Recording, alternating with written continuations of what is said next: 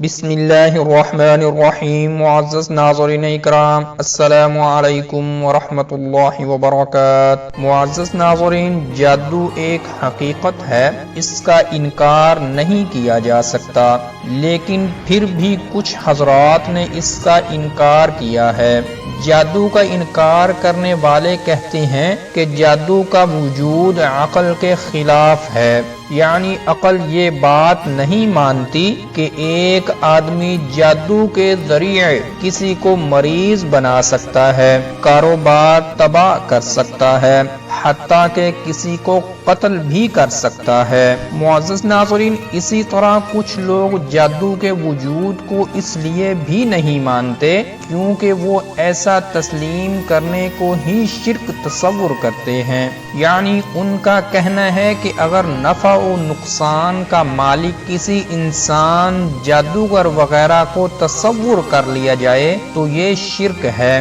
کیونکہ اس میں اللہ تعالی کے علاوہ دوسروں سے نفع و نقصان کا عقیدہ رکھا گیا ہے، حالانکہ نفع و نقصان کا مالک صرف اللہ تعالی ہی ہے۔ معزز ناظرین اکرام، آج کی ویڈیو میں ہم ان تمام باتوں کو قرآن و احادیث کی روشنی میں سمجھنے کی کوشش کریں گے۔ معزز ناظرین، اولاً یہ بات یاد رکھنی چاہیے کہ اگر جادو کا انکار محض اس لیے کیا جائے کہ اسے عقل نہیں مانتی، تو عقل تو یہ بھی تسلیم نہیں کرتی کہ میزان میں اعمال کا وزن کیا جا سکتا ہے۔ اسی طرح عقل یہ بھی نہیں مانتی کہ بال سے زیادہ باریک اور تلوار کی دھار سے زیادہ تیز پل صراط پر سے لوگ گزر سکتے ہیں، حالانکہ یہ باتیں احوال قیامت کے حوالے سے صحیح دلائل سے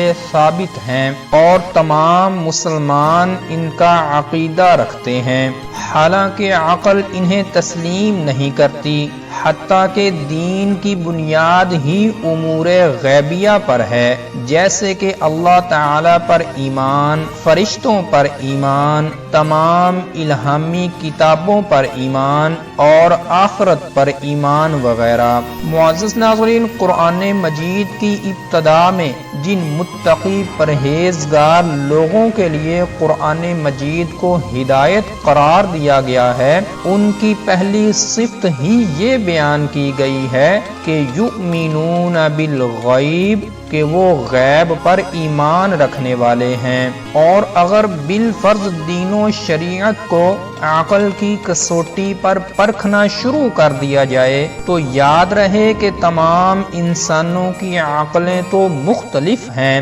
یعنی ایک کی عقل کے مطابق کوئی بات معقول ہے جبکہ دوسرے کی عقل کے مطابق وہی بات نامعقول ہے۔ ایک آدمی کی عقل ایک بات کو تسلیم کرتی ہے جبکہ دوسرے کی عقل اس کا انکار کرتی ہے۔ اس طرح نتیجہ یہ نکلے گا کہ دین بچوں کے کھلونوں اور جاہلوں کے لیے تختہ مشن بن کر رہ جائے گا۔ ایک جادو کا انکار کرے گا، دوسرا میزان کا انکار کرے گا اور تیسرا پل صراط کا انکار کر دے گا۔ اسی طرح جس کی عقل میں دین کی جو بات آئے گی وہ اسے مان لے گا اور جو عقل میں نہیں آئے گی اس کا انکار کر دے گا، تو پھر دین کا باقی کیا بچے گا؟ ناظرین اکرام، کیا اللہ تعالی اور اس کے رسول پر ایمان لانے والوں کی یہی حالت ہونی چاہیے؟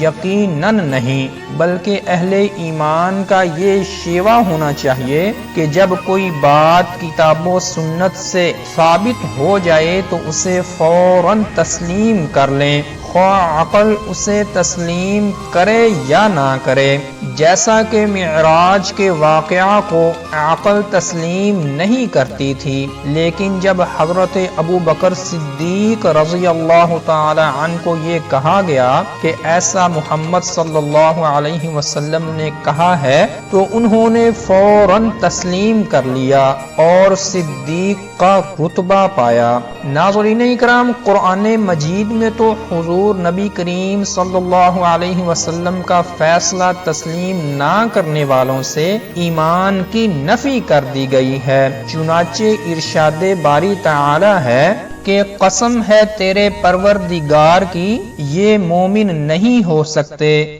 جب تک تمام آپس کے اختلاف میں آپ صلی اللہ علیہ وسلم کو حاکم نہ مان لیں، پھر جو فیصلے آپ ان میں کر دیں ان سے اپنے دل میں کسی طرح کی تنگی اور ناخوشی نہ پائیں اور فرما برداری کے ساتھ قبول کر لیں۔ معزز ناظرین اکرام، جادو کے اثرات کو نہ ماننے والوں کی طرف سے دوسری یہ بات کہ جادوگر کسی کو کیسے بیمار کر سکتا ہے یا مار سکتا ہے، تو یاد رہے کہ جادوگر بذات خود ایسا کچھ نہیں کرتا اور نہ ہی وہ ایسا کر سکتا ہے، بلکہ یہ تمام کام تو جنات کرتے ہیں۔ جب وہ بعض شرکیہ اور کفریہ کام کر کے جنات کا تعاون حاصل کر لیتے ہیں تو پھر جسے وہ بیمار کرنے کا کہتے ہیں جنات اسے تکلیف پہنچا کر بیمار کر دیتے ہیں،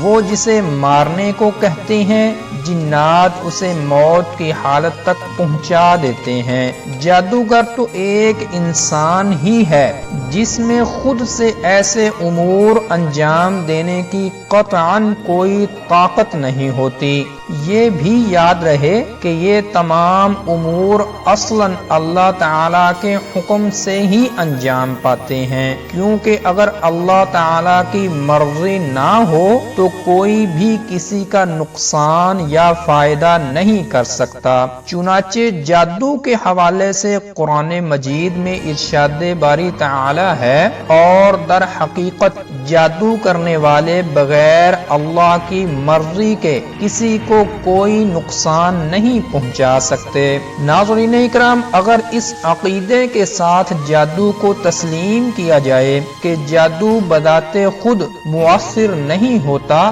بلکہ اس کی تاثیر تب ہی ہوتی ہے جب اللہ تعالی کی مرضی ہو، تو پھر یہ شرک نہیں۔ لیکن اگر یہ سمجھا جائے کہ جادو بذات خود مؤثر ہے اور اس میں اللہ تعالی کی مشیت کو کوئی دخل ہی نہیں تو پھر یہ شرک ہے، خواہ ایسا عقیدہ رکھنے والا مسلمان ہو یا غیر مسلم۔ ناظرین اکرام، کچھ لوگ جادو کا انکار کرنے کے لیے یہ اعتراض بھی اٹھاتے ہیں کہ اگر جادو قدیم زمانوں سے چلا آ رہا ہے اور اس کی واقعتاً ابتدا سے ہی حقیقت ہے تو پھر اس کا زیادہ زور و شور پاک و ہند میں ہی کیوں ہے، دوسرے ممالک میں اس کا نام و نشان تک کیوں نہیں؟ یہاں پر آپ اس بات کو ذہن نشین کر لیں کہ آج بھی مغرب میں جادو کے قائل موجود ہیں،